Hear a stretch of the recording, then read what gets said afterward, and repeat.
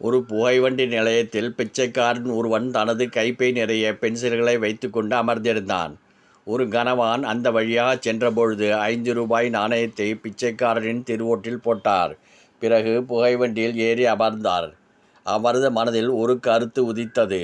எழுந்து வேக வேகமாக அதே பிச்சைக்காரனிடம் சென்று அவனது பையில் இருந்த பென்சில்களை எடுத்துக்கொண்டு 5 ரூபாய்க்கு சமமான பென்சில்களை எடுத்துக்கொள்கிறேன், என்ன இருந்தாலும் நீயும் தொழில் செய்கிறாய் அல்லவா என்று கூறிவிட்டு புகைவண்டியில் தனது இருக்கைக்கு திரும்பினார்.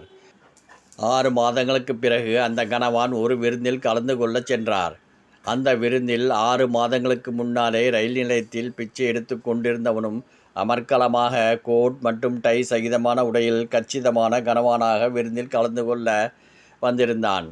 அவன் அந்த கனவானை அடையாளம் கண்டுகொண்டு இப்படி கூறினான்: அன்பரே, நீங்கள் என்னை மறந்து போயிருக்கலாம். ஆனால் நான் உங்களால் தான் இப்படி நல்ல நிலைமைக்கு வந்திருக்கிறேன்.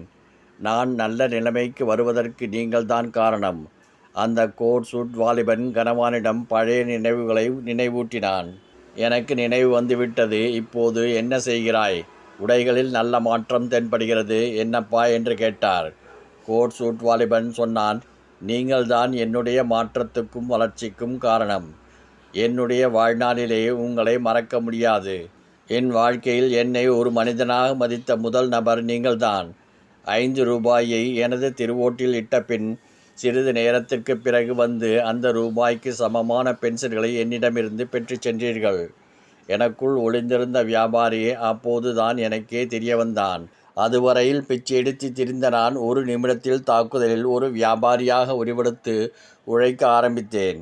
அந்த ஒரு நிமிடத்துக்கு முன்னர் வரையில் சோம்பேறியாக, அழுக்காக, புகைவண்டி நிலையத்தில் பிச்சைக்காரர்களில் வரிசையில் ஒருவனாக, யாராலும் மதிக்கப்படாத, உருப்படாதவனாக இருந்த நான் உங்கள் நடவடிக்கையால் திருந்தினேன். எனக்குள்ளே சாக்ரட்டிஸின் கொள்கைகளை தூண்டியவர் நீங்கள்தான். பிறகுதான் சிந்திக்க ஆரம்பித்தேன். நான் யார்? எனது கொள்கை என்ன? எதற்காக பிறந்துவிட்டேன்? ஆனால் சாகும்போதாவது எதையாவது சாதித்துவிட்டு சாகலாமே என முடிவெடுத்தேன்.